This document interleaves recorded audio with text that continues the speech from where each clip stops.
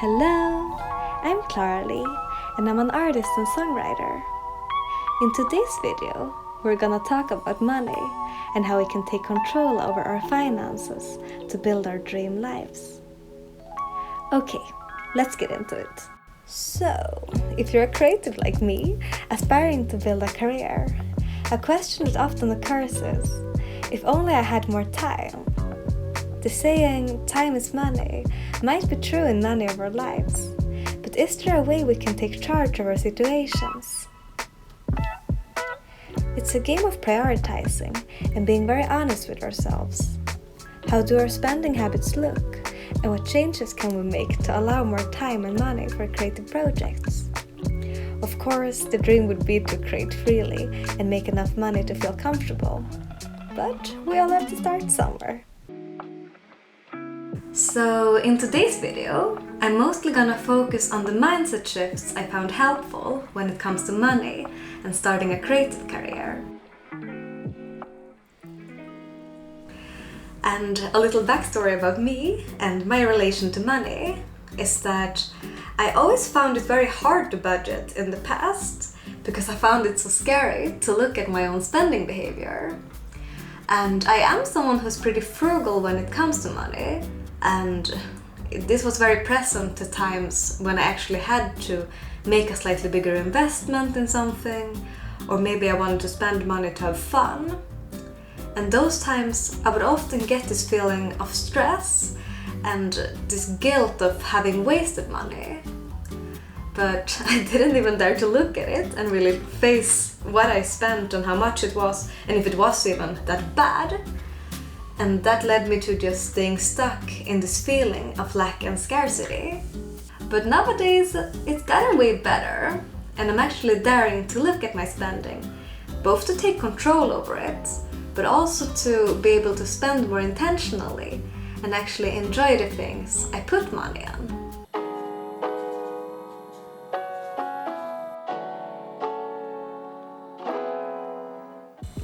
So the budget basically consists of categorizing your expenses and setting an allowance for each of them. The easiest thing to do is to start off with your set expenses, things that occurs every month, things like rent, bills, subscription, food. And then you can move on to other categories like entertainment, necessities, and savings. And just to clarify, in the category of necessities, I would say things like food, broken things, going to the dentist, stuff like that goes. And it might be hard to know how much money you need for different things, but a good thing to do can be to go back and look at previous month's spendings. But then if you want to save more, you could also make the allowance smaller. But then it's also possible to adjust these things with time. If you find out that you set a too small allowance and that you can't make it work, then you can make it bigger, or the other way around. And this is an example from my life where I kind of summed things up a bit, but just to get you an idea. And yeah, feel free to be more specific and really go down to the euro, the cent with the different categories. And it can definitely also vary depending on if you're in a season of saving up or in a season of living and creating. And I think you could keep track of your expenses way more effectively than I do, because what I do is just writing everything up into the different categories and then I'm adding it together. But I know it would be way more efficient to do this in a program like Excel, but I really can't work with Excel, so I'm not there yet. But I think the good thing about actually putting things in manually is that you actually have to face your expenses and really look at it, and that it doesn't go away somewhere in the back of your mind or in the back of your bank account. It's pretty hard to motivate ourselves to save money if we don't have clear goals of what we need the extra money for, because it could be something like making a studio recording of your music, maybe getting a new camera, or simply having time to create more. But I think it might be worth not eating out so much, maybe not getting random stuff, in order to have this time to realize creative projects. And maybe it's even possible for you to work less if you live cheaper, because this is something I've been doing for the last couple of years. Because I think it's so important, for me at least, to have this extra time to be able to create more and to do admin stuff, rather than having extra money to spend on fun stuff, even though fun stuff is also really nice. But I also know it's like a huge privilege, and it's definitely not applicable for everyone.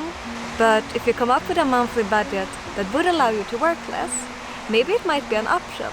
If you're struggling with having too little time and too little energy, then yeah, working less might be a good option.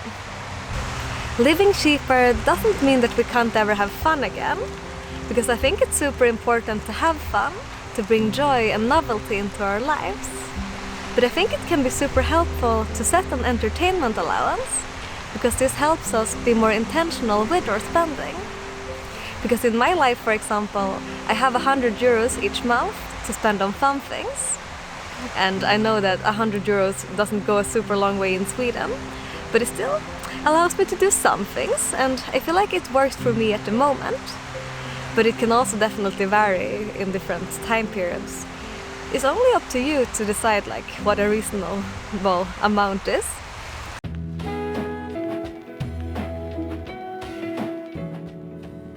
You can do super many things in your everyday life to save money.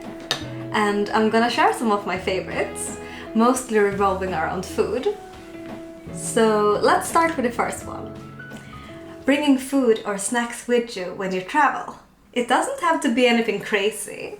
A salad or a wrap goes a long way, because it keeps you full, and it also saves you like 10 bucks on not getting anything on the go, some kind of food that doesn't even bring so much happiness to your life anyways. Okay, on to the next one.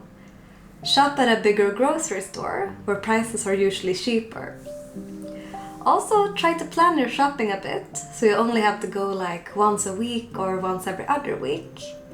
This also usually stops us, me in particular, from impulse buying things, like snacks or spontaneously getting a cheese board. Which is nice, but also pricey. Well, on to the next one. Another good one. Make things from scratch. Figure out if you can replace products by making them yourself.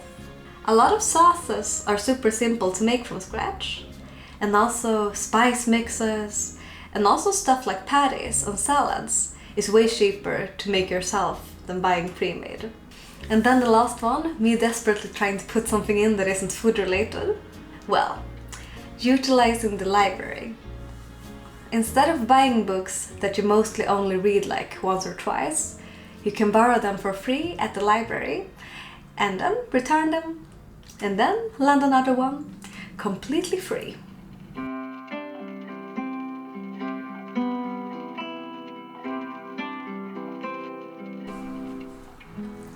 Something I've realized after working both more and fewer hours with the sole purpose of making an income is that it's easier to save money when you're not exhausted.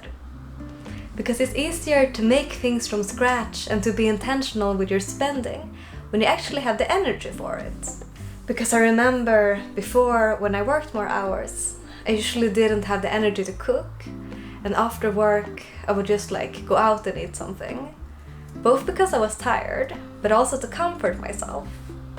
And the cafe that I worked at was also inside a mall, so after work I would also like just stroll around the mall and just like look at things.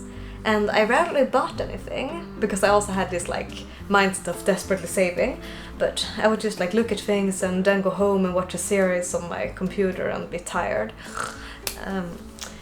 And I also in general had more money to do fun activities, but I oftentimes found it hard to enjoy it because I was tired after work or just dreaded going back the next day. It might be a cliché, but I definitely think that we impulse buy things mostly to fill some kind of void inside us, to find some instant gratification, some endorphins after having a long work week, or just like feeling drained in general. But I think it's possible to reshape our lives and finding some kind of deeper fulfillment. Because I think life quality is all about finding balance. Because we need money to stay afloat in this world, but we don't have to be ruled by it. We can definitely buy back our freedom by saving money.